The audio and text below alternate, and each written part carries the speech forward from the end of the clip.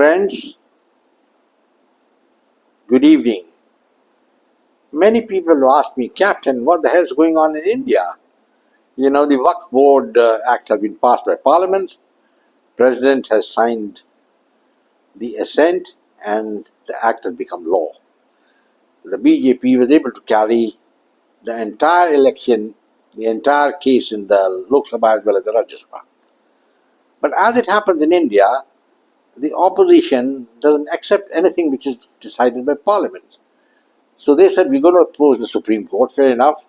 I don't know what face the Supreme Court is going to look into this case.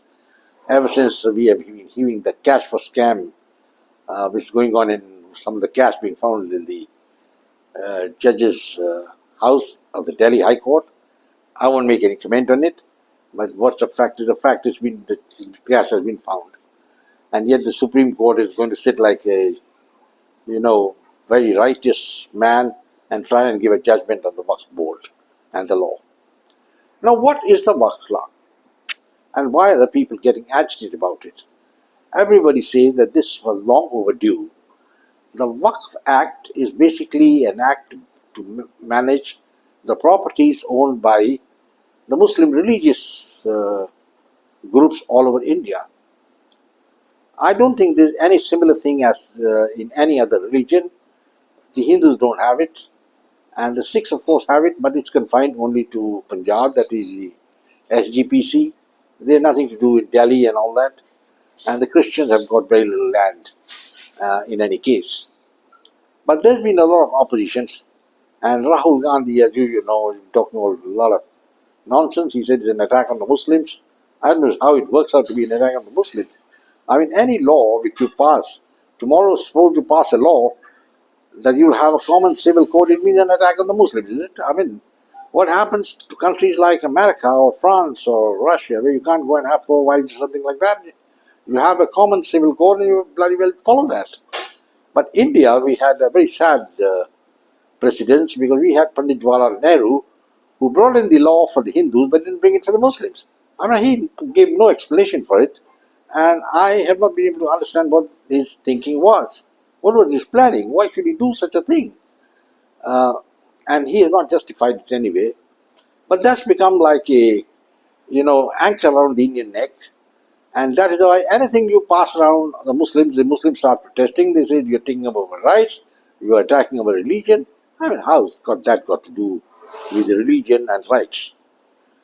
It's a pretty silly occurrence throughout, but all the same, it has to be faced and to be countered.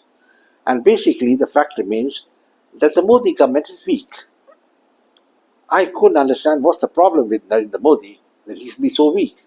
It all started with the Shahin bagh agitation, against the CAA. And this agitation continued for months together. I mean, it's a known fact. What the hell? Why was this agitation continuing for months together? And it continued at a time when the American President Donald Trump came to India and they were rioting all around. And I think Trump must have been very surprised. What's happening? But that was the time when Modi should have showed his mettle, but he didn't.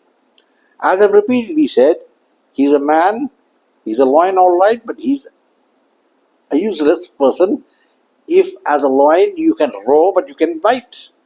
And I'm afraid he's not able to bite. He couldn't bite in the Shahin bagh agitation. He couldn't bite the agitation of the farmers, Sikh farmers, thinking he's going to win a lot of seats in Punjab. He couldn't win even one. And that's something which is happening. And now what's happening is that there is an agitation building up all over India against the Wakf Board Act which has been passed.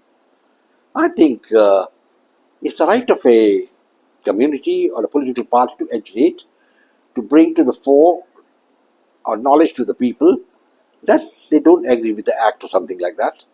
But you cannot resort to violence. You cannot transgress the rights of the common man, and that's what is going to happen because people, the Owaisi and other people are saying, we're going to have an agitation like the Shahin bagh agitation. What does that mean? If you're going to sit on the road, block it, I think it's time, if necessary, call in the army and throw these people out. You have the right of dissent, certainly, but you don't have the right to put the common man to inconvenience. And you cannot pass false propaganda to the people, there's something that the Muslims are going to suffer a lot.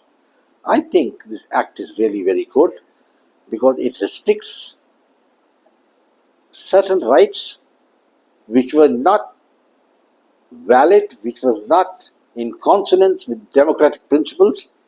Because earlier the Waqf would take over any land possible in India, and there was a procedure laid down, it was done, and they couldn't do a damn thing. But now it's not going to happen like that. Number two, the act has been made more broad-based. You're going to have two non-Muslims, you will have two women members. So it's going to be something very nice, and it's going to be representative of India. But we have people, like Rahul Gandhi, who, like his father, grandfather rather, is again talking a lot of nonsense. But a phase, let's see what's going to happen. The Wakf Act has been passed, and I'm looking forward to the next act being passed by Narendra Modi, and that is the Uniform Civil Code. And if he's successful now and he can quell this agitation by the Muslims as far as the Wakf Act is concerned, I think he will then go ahead with the Common Civil Code, which is a must.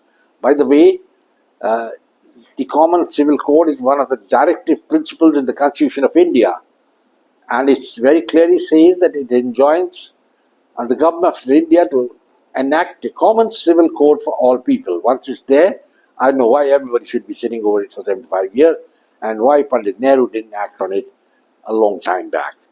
I think Pandit Nehru was a little confused man. That's the way we're being charitable. But he was a very devious man because he knew what the hell he was doing. He brought in special laws for Kashmir. He brought in so many things, and he didn't touch the Wakf board. He didn't touch the Muslim personal law. Well, probably if he had a chance, he wouldn't even get the Sharia here in India. But the British had done away with the Sharia for a long time back. The criminal aspect of the Sharia, the British had put it in the Bay of Bengal and brought in the Indian Penal Code. Well, gentlemen, we'll have to wait and see what happens now. It's a very, very tough situation as far as India is concerned. And don't take it lightly, because you can always get hired gundas and hoodlums to create problem anyway. I don't think the common Muslim is really bothered about the Waqf board. He wants to eat his food, live a happy life and go. But there are people like Owaisi who is going to sit and create a lot of problems for everybody, And they keep on talking. I've been listening to some of his speeches. It's so absurd. I sometimes wonder whether this man, which world he's living in. I mean, which world he lives in. And the press gives him a lot of publicity. They're giving him a lot of publicity to so many religious preachers for nothing. And everything is possible in case if the press doesn't play up these negative thoughts. Because we must remember that people who are indulging in such activities, agitations, throwing bombs, sitting on the roads, they're a minority. And they have to be shown the force of the law. And if the police is incompetent, I see no reason why you can't bring in the army into this entire issue. Well, gentlemen, I think I'll close now. India is at the crossroads. This is going to be a very testing time. We'll have to see what happens. Because as far as I understand, messages going around from all the mosques to oppose the Wakf Act. I can appreciate that we are going to fight the case in the Supreme Court, fair enough. But that doesn't give you the right to start agitating on the streets. So, gentlemen, let's see how Modi tackles this. Because basically, he's the head of the government. We can't blame Amit Shah for everything. And I will close now. If you like my video, please share it with your friends. Come back for more in the meanwhile. I'll say goodbye. God bless and Jai Hind. Take care.